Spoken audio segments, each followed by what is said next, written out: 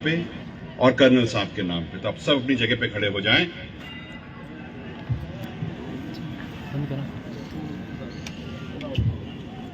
ओम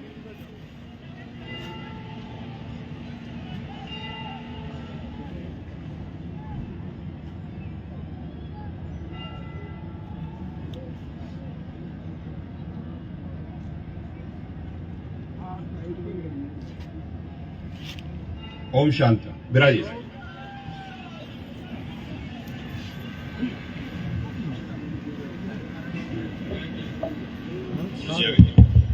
हम सबके लिए बहुत ही सौभाग्य की बात है कि हमारे बीच में देश के सबसे बड़ी प्राचीन मंदिर सवाई भोज के महाराज श्री श्री 1008 सुरेशदास जी महाराज पधार चुके हैं। हमें आशीर्वाद देने के लिए एक बार जोरदार ताली बजा के परम सम्मानीय श्री श्री 1008 सुरेशदास जी महाराज जो सवाई भोज के महंत हैं, ये बहुत ही सौभाग्य की बात है। एक बार जोरदार ताली बजा के महाराज साहब का सम्मान करें।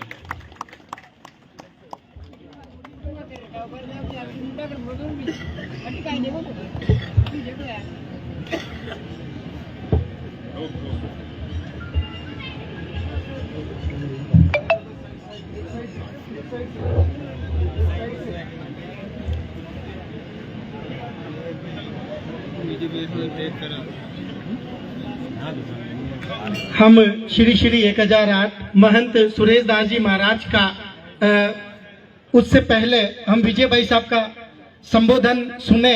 मैं खुद विजय भाई साहब से और श्री डॉक्टर बद्री गोचर साहब से निवेदन करूंगा कि वो हमारे श्री श्री 1008 महंत सुरेशदास जी महाराज का स्वागत करें और उसके बाद हम विजय भाई साहब का उद्बोधन सुनेंगे।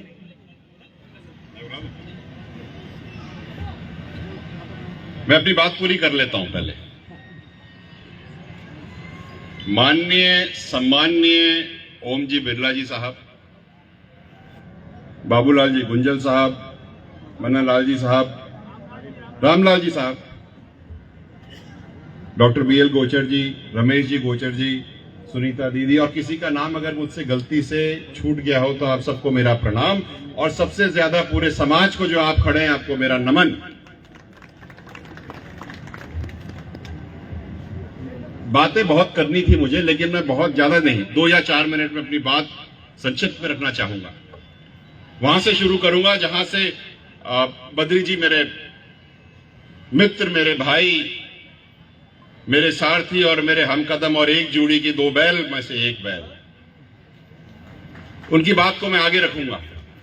और वो बात आगे रखने से पहले मैं उनका धन्यवाद देना चाहता हूं कि आपने ये बात करी और कर्नल साहब की मूर्ति लगवाई।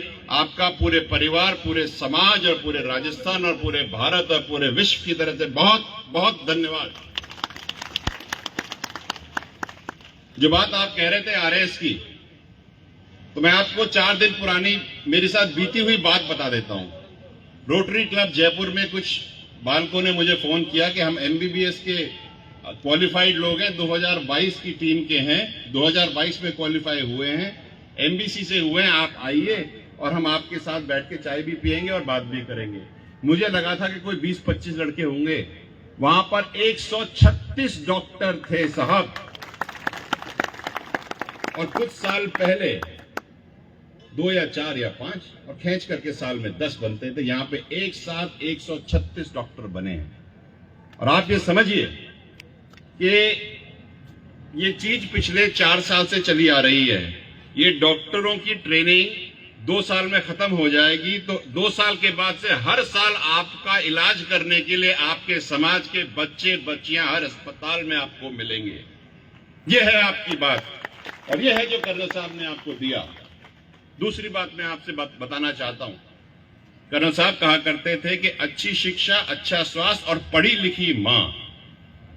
कोई भी चीज कुछ कहने से नहीं होती, उसके लिए विचार करना पड़ता है और लंबी सोच रखनी पड़ती है। तो कर्नल साहब ने जब स्कूटी वाली स्कीम चलाई थी, आप सुनिए मेरी बात ध्यान से, जब स्कूटी वाली स्कीम चलाई थी कर्नल साहब ने महिलाओं के लिए, बच्चियों के लिए, तो पहले आवेदन में 252 आवेदन आए थे साहब, और 51% कट ऑफ था।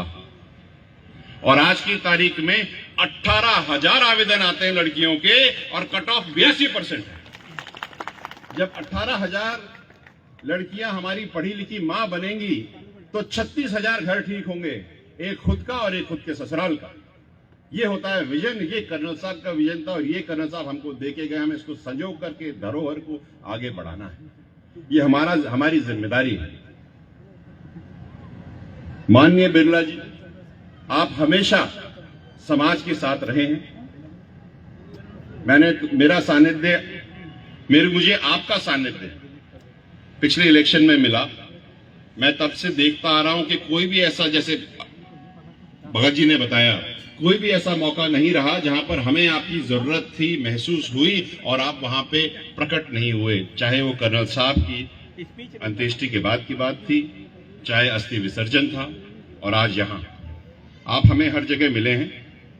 आपने हमें मार्गदर्शन दिया है और मैं आपको हमारी तरफ से ये कह देता हूं, पूरे समाज की तरफ से, कि आधी रात को हेला दे देना साहब, ठाड़े मिलेंगे। आपने जो कार्य गरीबों, दलितों, पिछड़े किसानों के लिए किया है वो काबिले तारीफ है। सरकार में आप इसी तरह कार्य करते रहे और हम सबको, जो पिछड़े, गरीब, दलित लोग हैं, उनको आगे बढ़ाते रहें। और कर्नल साहब के मिशन का ये वाला जो अंग है कि केवल गुर्जर ही आगे ना बढ़े, जो भी पिछड़ा है उसका बच्चा भी आगे बढ़े, उसमें हमारी मदद करें। जाते जाते एक बात कह देता हूं मैं, एक नारा चलता है, मैं हर जगह सुनता हूं कि कर्नल तेरा मिशन अधूरा, विजय फैसला करेगा पूरा। जहां भी जाता हूं मेरे को सब लोग काम पे लगा देते हैं, लेकिन एक बात मैं कह देता हूं आपको कि जब तक मेरे जहन में एक बूंद खून की है, जब तक मेरी सांस चल रही है, इस लाल पागड़ी की लाज को कम नहीं होने दूंगा। आपके साथ खड़े रहें। आप भी मुझे जब मन करे तब आवाज लगा देना, हम आपके साथ हैं।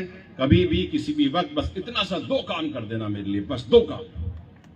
अपने बच्चों को पढ़ा लो और उनको नशे से दूर रख लो। मेरे तो हाथ जोड़ के 2 ही निवेदन है, ये कर लीजिएगा, हमारी नस्लें, हमारा समाज बहुत आगे बढ़ जाएगा।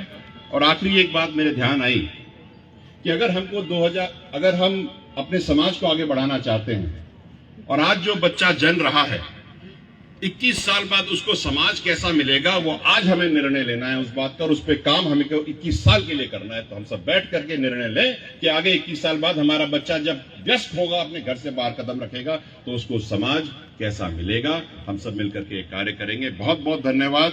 Thank you so much. It is a pleasure meeting you again and again every time. Thank you so much sir. Thank you so much.